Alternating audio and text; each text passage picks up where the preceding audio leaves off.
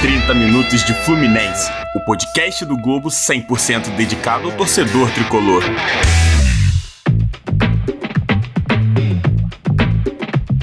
Olá, tricolores, mais 30 minutos de Fluminense começando. Eu sou João Pedro Fonseca e nesse episódio nós vamos falar de um jogador que protagonizou a semana do Fluminense e olha que ele nem esteve em campo na vitória por 4-2 sobre o Goiás. Eu tô falando do Marcos Paulo, que chegou a fazer as malas para a Itália, mas na hora de apresentar os documentos ali no check-in, a negociação com o Torino melou. A gente está falando de um jogador sobre quem o Fluminense deposita muita expectativa dentro de campo e fora dele, mas que no momento não tem sido tão importante assim. Nem tem sido tão decisivo para o time, nem tem aliviado os cofres. Hoje, comigo como sempre, Marcelo Neves. Marcelo, eu sei que você hoje é um rapaz comprometido, mas na época de solteirice, pode admitir, você já mandou uma indireta tão misteriosa quanto essa do Marcos Paulo? Olha, João, o curioso de indireta em rede social é que você manda para uma pessoa, atinge várias e nunca chega em quem você quer. Eu acho que a do Marcos Paulo é algo parecido com isso. Ele mandou, ninguém entendeu, ninguém até hoje sabe qual foi o sentido daquilo ali, mas a gente tá aqui para criar algumas teorias e explicar um pouco pro torcedor tricolor tudo o que aconteceu. Boa. Nesse papo com a gente, o Guilherme Bianchini, repórter do Estadão Verifica e torcedor do Fluminense. Ou melhor, torcedor do Fluminense e repórter do Estadão Verifica. Fala, Guilherme, tudo bem? Fala, JP, fala, Neves, fala, Ricardo. Já tô antecipando aqui quem vai falar logo depois de mim, né? Mas acho que a ordem é essa mesmo, torcedor do Fluminense em primeiro lugar. Nas horas vagas eu trabalho um pouco. Espero que meu chefe não esteja ouvindo isso. Mas vamos lá falar do Marcos Paulo, que é alguém de quem eu ainda tenho bastante expectativa. Vamos falar disso mais na sequência aí. Boa, como o Guilherme antecipou, a gente tem um quarto integrante aqui. É o Ricardo Esteves, administrador e administrador também do perfil Flubase no Twitter. Tudo bem, Ricardo? Fala, João. Fala, Marcelo. Fala, Guilherme. Agradeço aí pelo convite para participar do podcast. E vamos falar de Fluminense, vamos falar do MP. Boa. A outra parte dessa conversa é você, então por favor, use a hashtag 30 Minutos Fluminense, 30 Minutos Fluminense, para mandar seu comentário, sua pergunta, sua crítica, e a gente comenta ela aqui na semana que vem. Marcelo, o Marcos Paulo chegou ali muito perto de ir embora e não foi. O que deu errado? Então, João, a gente tem uma questão que se chama período de transferência da janela internacional. E a última semana é conhecida como o deadline. É onde os clubes que estão assim, mais desesperados por reforços ou que não se reforçaram, não fizeram grandes investimentos durante a janela, aproveitam esse período de deadline, que é a última semana onde os clubes que precisam vender, que estão em dificuldade financeira, querem se livrar logo dos seus atletas e acabam aí, por vezes, baixando o preço. O Torino achou que o Fluminense seria um pouco assim. Ele enviou no domingo uma primeira proposta por um empréstimo sem custos.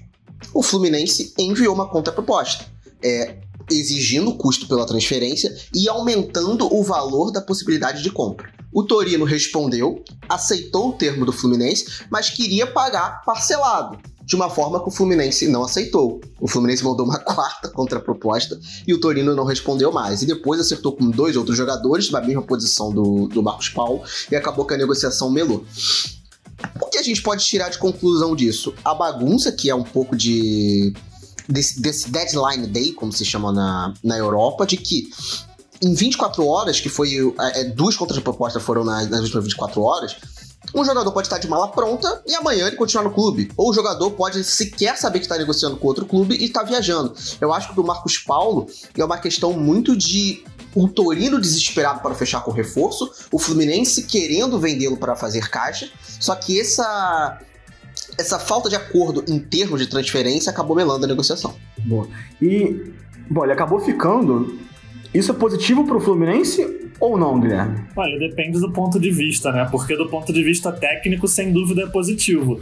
Mas do ponto de vista financeiro, é talvez até desesperador, né? Porque o Marcos Paulo era esse jogador em que todo mundo confiava para conseguir manter o balanço em dia, para conseguir fechar as contas no fim do ano. E essa venda não aconteceu por essa questão que o Neves mencionou, mas dentro de campo eu acho que ele ainda é o jogador que tem mais potencial ali na frente. Ele é quem pode ser a referência técnica desse setor ofensivo com a saída do Evanilson, que é algo que o Fluminense ainda busca. O Nenê tem atuações um pouco irregulares, apesar dos gols que ele marca. Então o Marcos Paulo acho que ainda é essa grande figura, embora não seja nem titular hoje.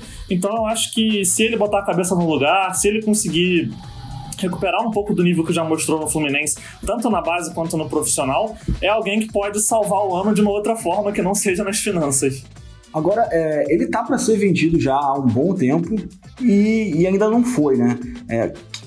Você acha que, Ricardo, que isso tem algum impacto na relação do jogador nos treinos, nos jogos? Esse saber que é a bola da vez e nunca vai, mexe de alguma forma com o jogador, você acha? Olha, João, pode ser que sim. A situação é meio complicada. A fase do Marcos Paulo não é das melhores. Ele não vem tendo um grande momento nesse ano. Não vem apresentando o futebol que ele apresentava na base, nem que ele apresentou ano passado, principalmente com o Marcão no final do ano. E eu acho que já ficou bem claro, tanto pelas declarações do Mário e também pelo que a gente já ouviu saindo aí na imprensa do staff do Marcos Paulo, que ele é a favor dessa transferência para a Europa, e eu acho que ele contava sim com essa saída nessa janela, mas com o futebol que ele vem jogando, eu não consigo ver nenhum clube europeu desembolsando 1 milhão de euros por ele, né? Então, por isso que eu acho que essa transferência que a gente acabou vendo, que quase aconteceu com o Torino, eu até comentei com um amigo lá no Twitter que podia acontecer uma transferência nesse molde. Por quê? Porque com um empréstimo, nenhum clube europeu precisa desembolsar uma quantidade grande pelo jogador. O Marcos Paulo conseguiria a transferência dele para a Europa, que ele vem buscando, mesmo sendo por empréstimo, e o Fluminense conseguiria não perder o jogador de graça, tendo esse empréstimo, estendendo o contrato dele por 1 ano. Então, eu acho que tem uma mistura de coisas aí acontecendo com o Marcos Paulo esse ano, que vem complicando as atuações dele. Acho que não tem só a ver com a situação contratual, mas também com a situação dele em campo. A gente vai discutir depois a posição dele, sempre é um assunto que se fala aí quando a gente fala de Marcos Paulo. E eu acho que ele é um jogador que vem perdendo confiança mesmo, por uma série de coisas. E eu acho que agora ele tem esses 2 problemas para resolver, né? A situação contratual e a situação dele em campo.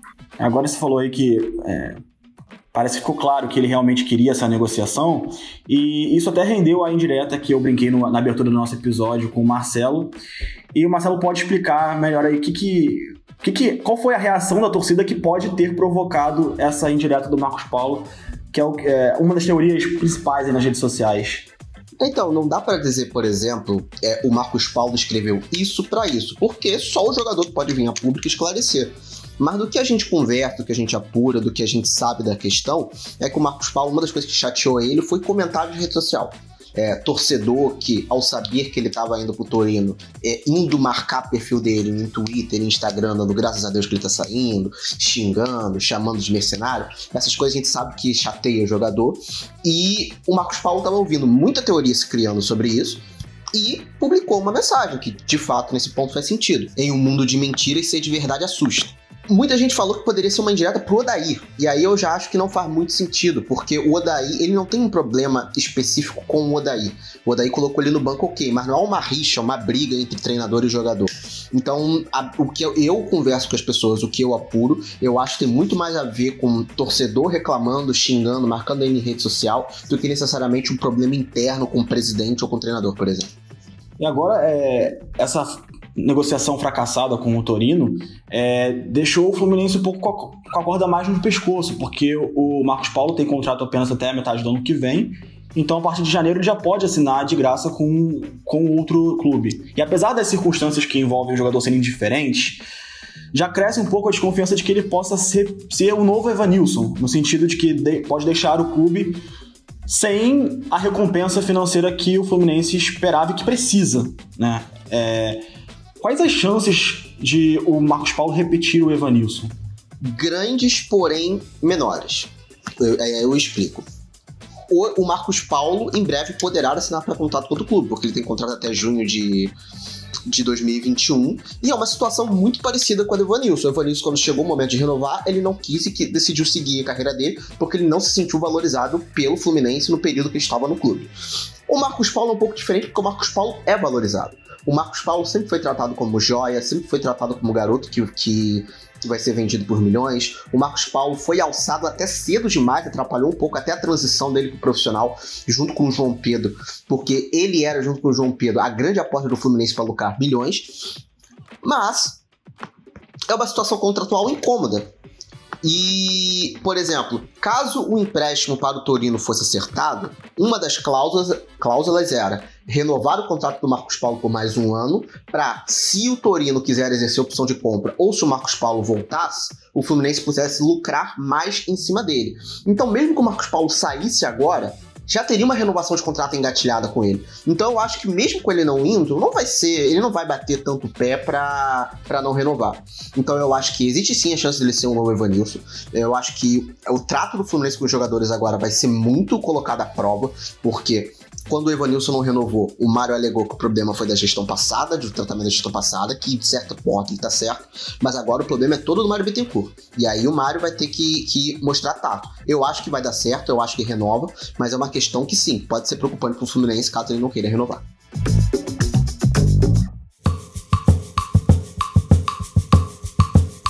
Guilherme, o Fluminense aprendeu a lição? Olha, eu não sei nem se é possível aprender, porque o Fluminense é um clube que já vem há alguns anos com o Pires na mão.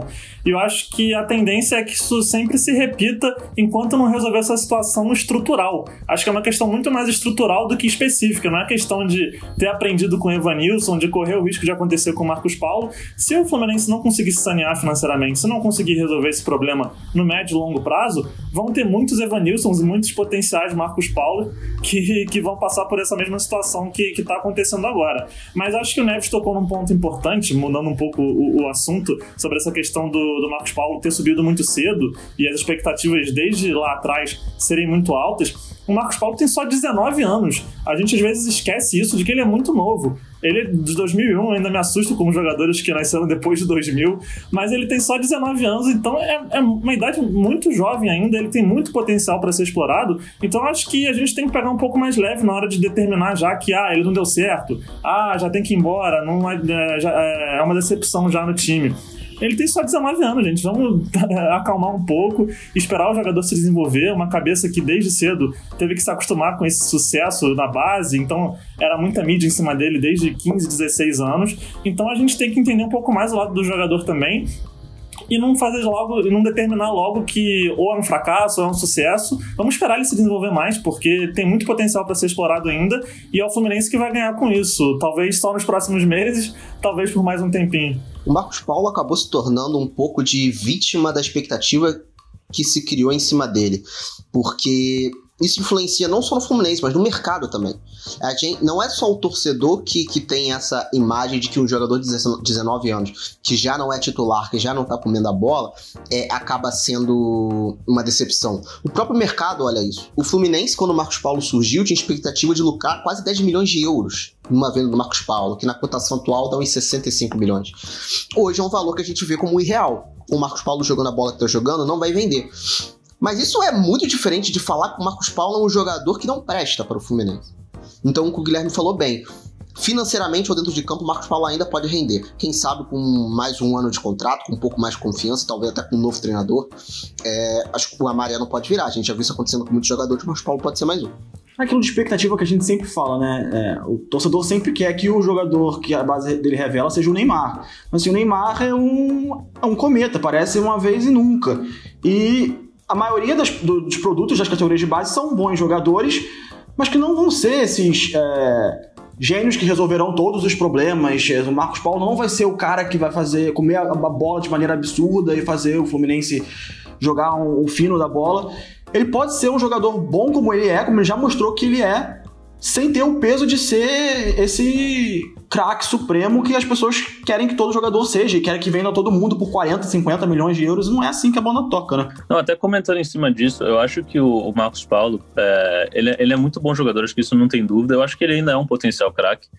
Comentando em cima do ponto que o Guilherme falou anteriormente, ele ainda é um jogador de 19 anos, e eu acho que ele ainda tem como reverter isso daí, mesmo tendo mais um ano de contrato com o Fluminense. É fácil falar isso, né, como torcedor do Fluminense agora, mas para mim eu acho que o mais interessante para ele seria renovar o contrato agora, já tira essa questão da cabeça dele, fica tranquilo com a situação contratual dele. Ele tem mais um ano aí para recuperar o desempenho dele no Campeonato Brasileiro e conseguir, se é o que ele deseja, essa transferência para a Europa, conseguir essa transferência. Eu acho que o Fluminense poderia sim lucrar ainda uma quantidade significativa em cima desse jogador. É um jogador muito talentoso, é um jogador que faz... A gente vai comentar ainda sobre o posicionamento dele, mas eu acho que ele faz diferentes funções em campo, e é um jogador que tem passaporte europeu. Tem uma série de fatores que eu acho que ainda pode ser muito atrativo para um clube europeu contratar esse jogador se ele reverter a forma técnica dele ainda nesse campeonato. Ele vai chegar na próxima janela de verão na Europa com 20 anos. Então eu acredito sim numa transferência do jogador ainda, mas ele precisa focar nessa recuperação, e eu acho que renovando o contrato dele seria menos um problema na cabeça dele para melhorar o desempenho em campo. A gente só tá tendo essa conversa porque o Fluminense vive com a faca no pescoço para vender jogadores e fechar com as contas no azul. Então esse é o momento que a gente chama o quadro O Dinheiro Fala Mais Alto, do colunista Igor Siqueira.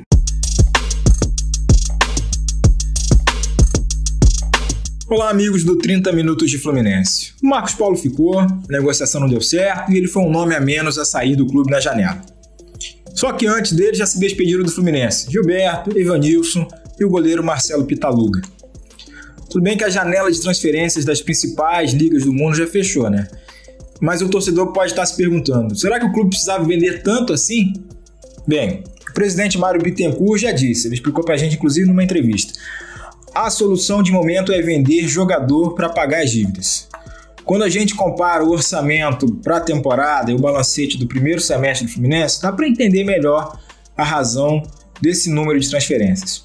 É que o orçamento trouxe como meta arrecadar 70 milhões de reais em transferências e mecanismos de solidariedade, que é quando um jogador formado no clube, no Fluminense no caso, é negociado lá fora, no mercado internacional, e aí o clube de origem ganha um percentual dessa negociação. Bem, nos primeiros 6 meses de 2020, antes da abertura da janela europeia, portanto, o Fluminense teve uma receita de 8 milhões com transferências, ou seja, ainda faltavam 62 milhões para alcançar. Aí quando a gente olha a venda de Gilberto, Evanilson e até do Marcelo, a estimativa é que o Fluminense tenha ficado com algo entre 37 e 40 milhões, dependendo aí do fechamento do câmbio e também de outras despesas da negociação em si, como intermediação e tal. E esses valores, além disso, não necessariamente foram pagos à vista. Tem coisa para receber nos próximos anos, coisa mais pela frente. Com tudo isso, a gente consegue ver a defasagem, a dificuldade do clube em fechar com um saldo positivo nessa temporada. Ainda mais por se tratar nesse ano maluco de pandemia, com receitas afetadas e despesas também muito diferentes, né, do que vinham acontecendo nos anos anteriores. O cenário no momento é o seguinte, que a gente tem na mão. Primeiro semestre do Fluminense, o clube teve 11,7 milhões de déficit, ou seja, vai precisar vender ainda mais gente, talvez, para arrumar conta, para arrumar casa e para sair do sufoco financeiro.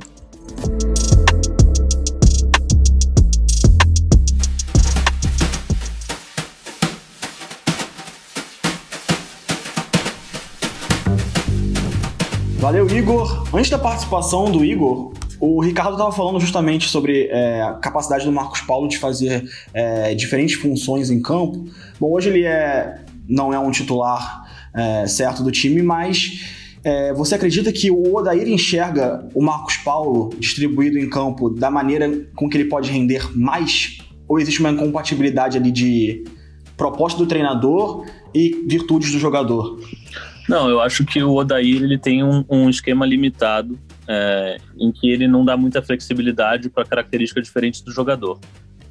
E no Fluminense ainda tem vamos dizer que é um problema do Nenê, que é um jogador que tem ajudado o time com gols, e é difícil tirar ele do time hoje, que ocupa para mim o que seria a posição ideal do Marcos Paulo, que é jogando atrás do atacante. E eu acho que nesse esquema do Odair ele acaba só encontrando posição para o Marcos Paulo na ponta, que é uma posição que o Marcos Paulo já rendeu, mas não é a posição do Marcos Paulo. E mais do que a questão do posicionamento, o time do Odair é um time que não dá para o Marcos Paulo o funcionamento coletivo que ele precisa para desempenhar. Pelo menos quando a gente já viu ele desempenhar um bom futebol anteriormente, sempre foi tendo jogadores no entorno dele que ajudavam o estilo de jogo dele. Por exemplo, ele fez uma boa parceria com o João Pedro, né, quando ele surgiu. o João Pedro centralizado e o Marcos Paulo um pouco atrás. Depois, na melhor fase do Marcos Paulo, ele estava jogando na frente com o Ione Gonzalez, que é um jogador rápido, um jogador forte, que ele podia também procurar enfiar um passe. E depois a grande parceria dele esse ano foi com o Evanilson, que era um jogador com características parecidas, né? Jogadores rápidos que oferecem essa possibilidade de dar um passe por trás da linha da zaga. Mas eu não sei se com o Fred... eu acho que eu gostaria de ver o Marcos Paulo jogando com o Fred também. Eu acho que é uma parceria que poderia dar certo. Mas é esse problema que agora, para encontrar espaço no time do Fluminense, ele teria que sacar um jogador importante do time, que é o Nenê. Acho que esse comentário do Ricardo é preciso sobre a questão do parceiro do Marcos Paulo no ataque, dele ter essa necessidade de um parceiro que possa receber em velocidade para ele dar aquele passe que rasga a defesa, né, que a gente já viu ele fazer várias vezes, principalmente com o Evanilson.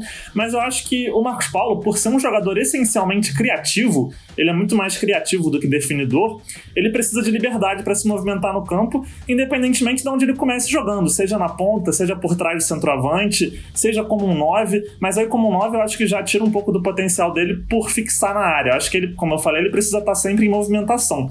Ele precisa receber essa bola um pouquinho mais atrás para poder usar o drible dele, para poder usar os passes dele para criar ocasiões de gol. E eventualmente, é claro, chegando na área para finalizar também, que também eu acho que é um recurso que ele tem muito, muito bom de finalização. Mas eu acho que a questão é dar liberdade para ele. Acho que ele pode sim ser um ponta para jogar junto com o Nenê. Eu também acredito que por trás do centroavante seria a melhor opção, mas ele partindo da ponta com liberdade para se movimentar, eu acho que resolveria esse problema. Eu enxergo essa solução hoje como a ideal para o Marcos Paulo. Ele, independentemente de onde esteja, ter liberdade para ser o grande criador desse setor ofensivo do time. Agora, o Marcos Paulo hoje, ele tá recuperado da Covid, ele vai voltar no próximo jogo, no jogo do fim de semana. A gente tá gravando esse podcast na sexta-feira, antes do jogo contra o Bahia, que vai ser no domingo. Qual a perspectiva do Marcos Paulo se firmar como um titular desse time novamente? Ricardo, você que acompanha a base tricolor há muito tempo, existem algumas queixas de que talvez o Marcos Paulo não fosse o jogador mais comprometido e dedicado. Essas queixas são justas? Eu acho que dizer que ele não é comprometido e dedicado, eu acho que não. O Marcos Paulo sempre teve uma fama de ser um pouco marrento, né? Mesmo na base, ele sempre foi visto como um jogador, um potencial craque.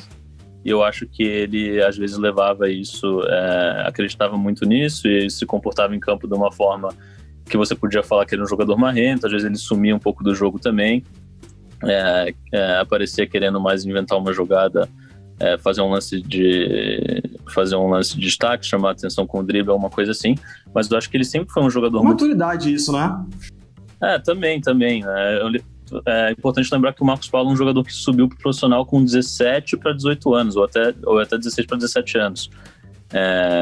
Então é uma coisa normal para se ver com um jogador que tem esse potencial de craque numa categoria como o Sub-17, esse tipo de comportamento. Então eu acho que o problema dele ali não é dedicação, não. E qual é o humor da torcida, Marcelo? Você que é um farejador das redes sociais, hoje em relação ao Marcos Paulo. Tem esse lado de muita gente ter ficado chateado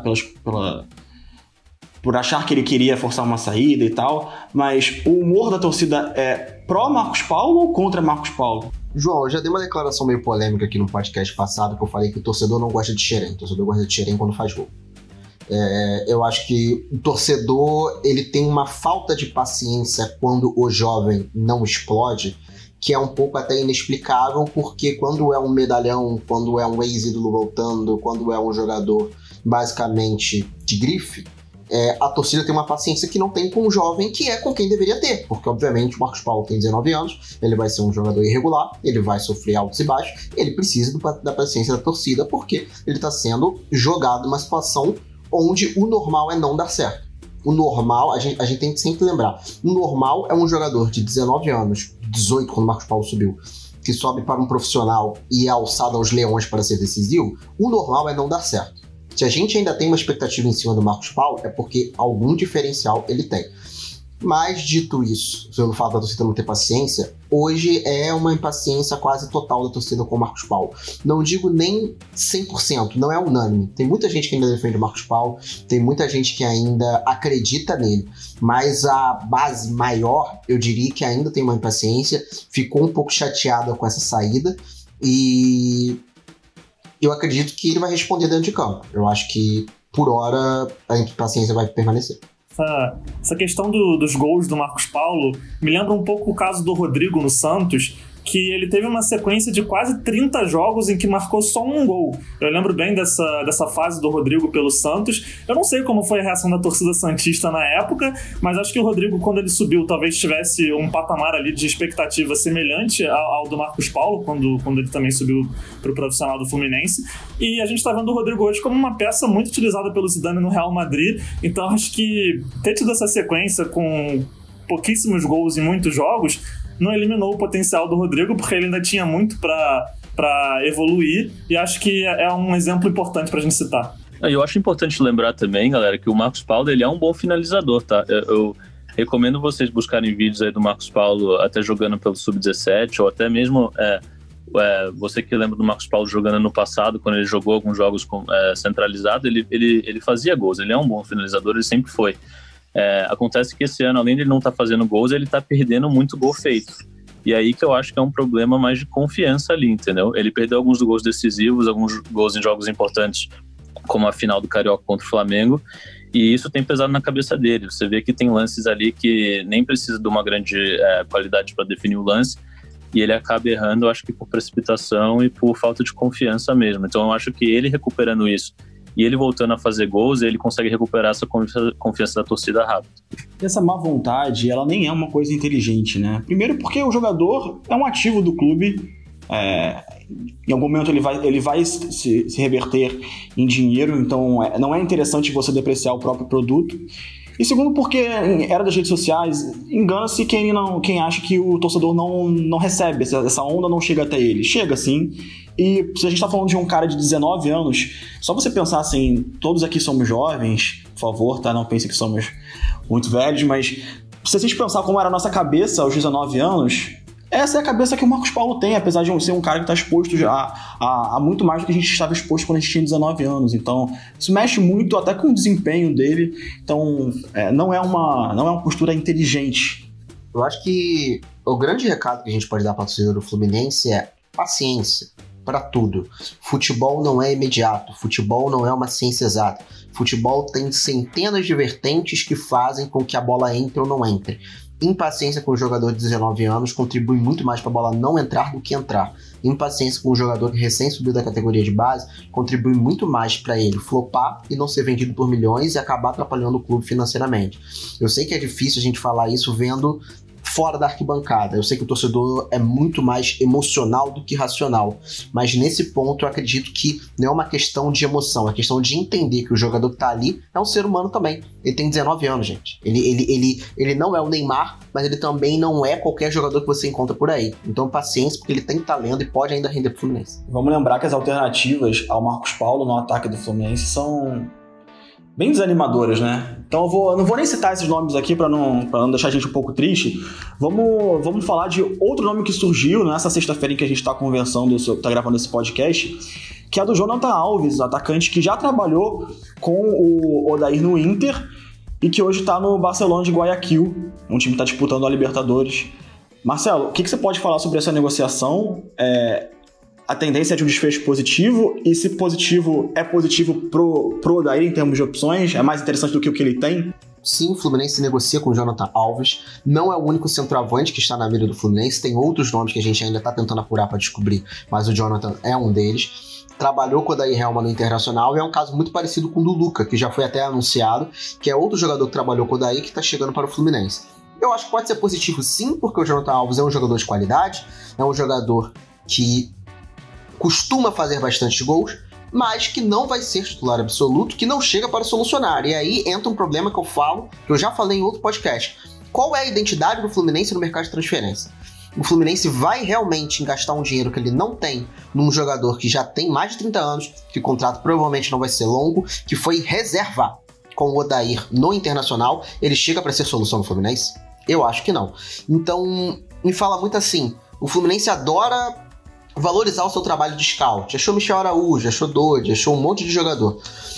Veio do scout, o Jonathan Alves, porque é muito estranho chegar dois jogadores que trabalharam como técnico acima de 30 anos que foram reserva em outro grande clube brasileiro e chega para ser solução no Fluminense? Eu acho que não. Acho que sim, o Jonathan Alves pode resolver. Mas eu acho que o maior problema é a falta de identidade, novamente, do Fluminense no mercado de transferência. Guilherme, Ricardo, vocês se animam com esse nome ou... Não é um nome que me agrada, sinceramente. Sobre essa discussão aí do scout, parece sim que é uma indicação do Odair, mais uma, né, que era reserva com ele no Internacional, que ele quer trazer para o Fluminense, mas eu também tenho minhas dúvidas. O outro nome que estava sendo ventilado aí é o nome do Jonathan dos Santos, que é um atacante uruguaio de 28 anos que tá no Universitário do Peru. E ele é um atacante parecido com o Jonathan Alves, é um jogador combativo, um jogador de presença na área, que o Evanilson tinha esse lado também, mas estão esquecendo de um lado muito importante do Evanilson, que é o lado técnico, né? Acho que nem esse jogador, nem o Jonathan Alves são atacantes técnicos, então eu acho que pela idade é um jogador que vai vir para tentar resolver a situação de imediato, e eu não acho que é o jogador da qualidade suficiente porque o Fluminense precisa agora para substituir o Evanilson. O Jonathan Alves, no auge dele pelo Barcelona de Guayaquil, se destacou por fazer gol em todos os brasileiros que enfrentou, né? Se mantiver essa média no Fluminense, tá ótimo. Pois é, pessoal, a nossa conversa aqui foi boa, mas o nosso tempo já tá estourando, então a gente vai ter que entrar nos acréscimos, aquele momento em que a gente arrisca aí palpite para as próximas partidas do Fluminense até o nosso próximo 30 minutos. Marcelo, essa semana a gente acertou por vias meio tortas, né? Eu acho que o Bahia do Mano Menezes é vencível, eu diria bem vencível. O Mano Menezes, apesar da goleada que aplicou contra o Vasco, não faz um bom trabalho no Bahia, já está sendo criticado no Bahia. O Bahia não ganha do Fluminense no Rio de Janeiro tem muito tempo, então eu acho que uma vitória contra o Bahia, eu diria que é provável. Isso aí no podcast da semana que vem, o pessoal vai ouvir, vai me criticar se o Fluminense não conseguir, mas eu acho que é provável. E contra o Atlético Mineiro, eu não tenho confiança no bom resultado, não. Eu acho que é uma vitória até tranquila para o Atlético Mineiro. Mas quais são os jogos da rodada, João? Então, os próximos jogos do Fluminense são o Bahia no domingo, aqui no Rio, e na quarta-feira, em Minas, o Atlético. Então, assim, essa semana não dá para ser muito otimista. Vou ficar ali nos 3 pontos para ser honesto com o que eu acho que vem pela frente. O Atlético tem 100% de aproveitamento em casa, como mandante, não deixou nenhum ponto no caminho. Eu não acho que vai deixar contra o Fluminense também, não. Eu aposto em 3 pontos nesses 2 próximos jogos aí. Guilherme, você quer dar o palpite aí? Acompanho o relator. Acho que o Fluminense consegue arrancar uma vitóriazinha contra o Bahia de Mano Menezes. Vai ser difícil de furar essa retranca provável que deve acontecer, mas aposto numa vitóriazinha contra o Bahia. E depois acho que se conseguir qualquer coisa além da derrota não, melhor do que a derrota contra o Atlético, já seria pra glorificar de pé. Então eu fico com os 3 pontos também. E você, Ricardo, um pouco mais otimista? Eu acho que eu vou torcer por 4 pontos nesses 2 jogos. Eu acho que contra o Bahia é um jogo que a gente precisa vencer. Não acredito numa grande atuação do Fluminense, que não vem jogando bem com o Odair, mas eu acho que é um jogo pro Fluminense vencer um 2-1 ali, gol de pênalti do Nenê, um gol do Fred para continuar nessa sequência de gols aí que ele tem tendo. E aí contra o Atlético lá, torcer para um empate, torcer para um gol no contra-ataque, 1-1. Mas é aquele negócio, né? A chance do Fluminense tomar mais de um gol contra o time do São Paulo lá é grande, principalmente jogando recuado. Então, torcendo por 4 pontos, mas com a impressão de que a gente vai sair com 3 pontos. Bom, agora que todo mundo apostou contra o Fluminense no jogo com o Atlético aqui nesse podcast, pode ter certeza que 2-0 Fluminense. Não, vai ser 8-0 Bahia aqui no Rio de Janeiro e 7-0 pro Fluminense lá em Minas Gerais. Boa. Então é isso, pessoal. Muito obrigado, Ricardo, pela sua participação. Deixa aí a sua arroba, que é bem fácil para todo mundo te encontrar ali nas redes sociais. @Flubase lá no Twitter. Infelizmente hoje em dia não tem tanta informação da base, mas tem um torcedor corneteiro lá que nunca deu 2 treinos, mais um. Valeu, obrigado, Ricardo, e valeu, Guilherme. Valeu, João, valeu, Marcelo, valeu, Ricardo. Eu sou o @Gui Bianchini lá no Twitter. Bianchini é com CHINI no final. Acho que a galera vai conseguir me achar por lá se tiver interesse. Então é isso, vamos ver se o Fluminense consegue algo além do que a gente previu aqui. E se o Marcos Paulo consegue engatar uma boa sequência também. Boa, valeu, Guilherme. Valeu, Marcelo, até semana que vem. Valeu, João, valeu, Guilherme, valeu, Ricardo. Seguimos mais uma semana, mais uma rodada. Agradecer aí ao torcedor tricolor que nos ouve, que nos acompanha. Estamos lá no Twitter, mneves_. Pode mandar suas sugestões, suas críticas, que eu tô lendo tudo e trago aqui pro podcast também. Boa. A minha arroba é jpfonsecad no Twitter. E a gente se encontra aqui na semana que vem. O 30 Minutos de Fluminense tem coordenação de Roberto Maltic e Thales Machado e edição de Matheus Correia. Saudações tricolores. Tchau! 30 Minutos de Fluminense, o podcast do Globo 100% dedicado ao torcedor tricolor.